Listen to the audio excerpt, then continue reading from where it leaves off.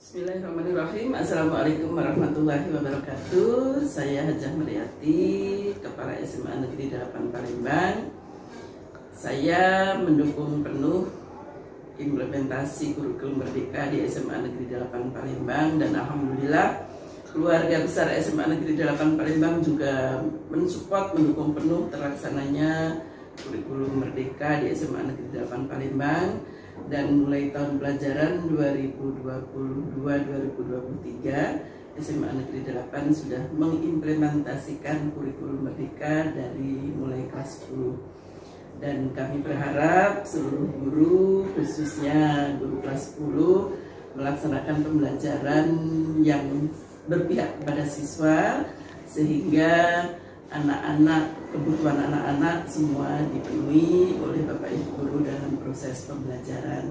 Mungkin itu saja. Terima kasih. Wassalamualaikum warahmatullahi wabarakatuh. Dan bahagia. Apa kabar Bapak Ibu semuanya? Saya berada di sekolah, posisi saya hari ini, dan saya akan menayangkan video praktik baik saya mengenai pembelajaran berdiferensiasi. Apa itu dan apa yang saya lakukan? Saksikan video. Ini adalah suasana ketika siswa membentuk kelompok diskusi, di mana kelompoknya sudah ditentukan. Nah, inilah suasananya. Setelah murid berada dalam kelompoknya, langkah awal yang dilakukan adalah berbagi tugas, mencari dan mengumpulkan bahan materi presentasi sesuai dengan topik masing-masing kelompok yang sudah disepakati untuk didiskusikan dan dipresentasikan oleh setiap kelompok. Saya sebagai guru memberikan kebebasan kepada murid mencari bahan materi dari berbagai sumber, misalnya melalui video pembelajaran di YouTube, website di internet, buku teks di perpustakaan, video pembelajaran yang saya buat sendiri, dan sumber-sumber lainnya. Setelah bahan materi kelompok terkumpul, setiap kelompok sesuai kesepakatan dalam kelompoknya, bahan materi tersebut disusun secara sistematis dan ditulis pada kertas double folio yang sudah disiapkan. Sebelumnya guru sudah menyampaikan kepada setiap murid untuk membawa spidol berwarna atau krayon dan lainnya. Tidak harus membeli, cukup bawa saja dari sisa-sisa yang masih ada di rumah sebelumnya untuk dipergunakan kembali guna menghias produk mereka yang selanjutnya saya kumpulkan menjadi portofolio hasil produk murid. Mereka kembali berdiskusi dalam kelompoknya untuk berbagi tugas pada materi-materi apa yang akan disampaikan nantinya. Selama murid berdiskusi dalam kelompoknya, guru berperan sebagai fasilitator, memberi motivasi dengan cara menghampiri ke setiap kelompok dan menanyakan kesulitan yang mereka alami, atau ada pertanyaan yang harus saya jawab dan lain sebagainya. Dalam hal ini, mereka berkolaborasi, bekerja sama secara bertanggung jawab untuk menampilkan yang terbaik pada setiap kelompoknya.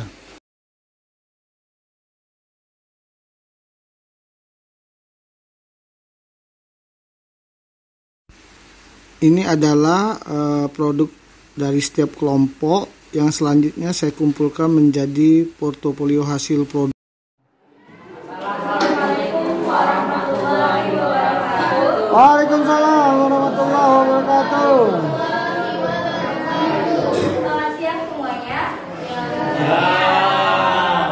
Sebelumnya, perkenalkan nama saya Hairunisa yang akan bertugas sebagai moderator dalam divisi Keturunan Siswa Barisan Geometri. Adapun anggota kelompok saya ialah perkenalkan, nama saya Fahira Mega Jasmine. Perkenalkan, nama saya MP Dolima. Oke, baiklah. Tadi kelompok 7 sudah presentasi, di mana kelompok itu tidak lengkap karena satu orang sakit ya. Dari persiapan menggunakan PowerPoint sudah memaksimalkan, sudah baik. Kemudian dari presentasi secara kelompok tadi dapat katakan waktunya tidak dimaksimalkan, harusnya 15 menitan. Kemudian untuk materi yang disampaikan juga oke.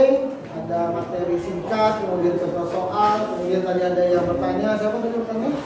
Ya, klarifikasi dari mana 8 lagi ya. Kemudian Pak menilai per individu sekarang.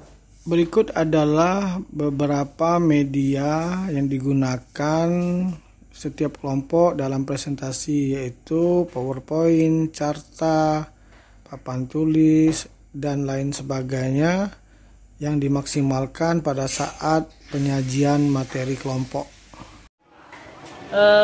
Perasaan saya setelah presentasi yaitu perasaan mungkin senang karena saya bisa menyampaikan pendapat saya kepada teman-teman saya. Selain itu, kekurangan dan kelebihan saya, dalam kelebihan saya memiliki suara yang bagus dan juga public speaking yang juga lancar. Tetapi kekurangan saya adalah suara saya yang kadang kecil dan besar. Itu saja keluhan saya terhadap presentasi untuk di kelas. Terima kasih. Pendapat saya juga sepertinya sama dengan Ahmad, merasa senang, merasa gembira. Mungkin kelebihan saya itu lebih akrab dengan teman sekelas, mungkin lebih mudah dimengerti. Cuman kekurangannya itu suara saya mungkin sedikit lebih kecil, ejaannya yang mungkin salah. Namun saya akan memperbaiki semua. Ini adalah bentuk pertanyaan refleksi yang diberikan kepada murid pada akhir pembelajaran, yang kemudian dijawab dan ditulis murid langsung dan segera dikumpulkan. Fungsinya adalah dapat digunakan sebagai acuan untuk perbaikan pembelajaran selanjutnya. Berikut merupakan contoh format penilaian portofolio yang berupa produk hasil diskusi setiap kelompok dan contoh cara penilaiannya.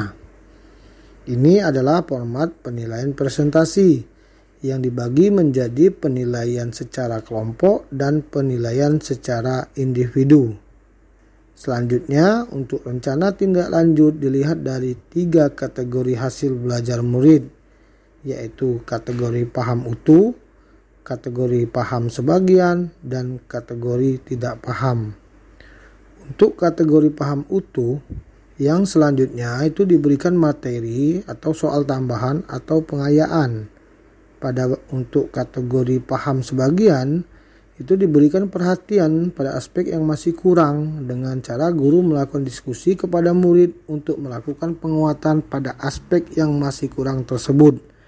Dan pada kategori tidak paham, untuk hal ini diberikan waktu khusus yang harus disepakati oleh guru dan murid untuk mengulang. Pada penilaian pengetahuan itu dapat dilakukan sumatif lingkup atau ulangan harian, boleh juga ulangan harian secara bersama, dan dari penilaian-penilaian yang dilakukan semua dihimpun pada format berikut ini, merupakan tabel daftar nilai murid. Demikianlah aksi nyata berupa praktik baik pembelajaran yang berpihak pada murid dengan menggunakan metode pembelajaran berdiferensiasi.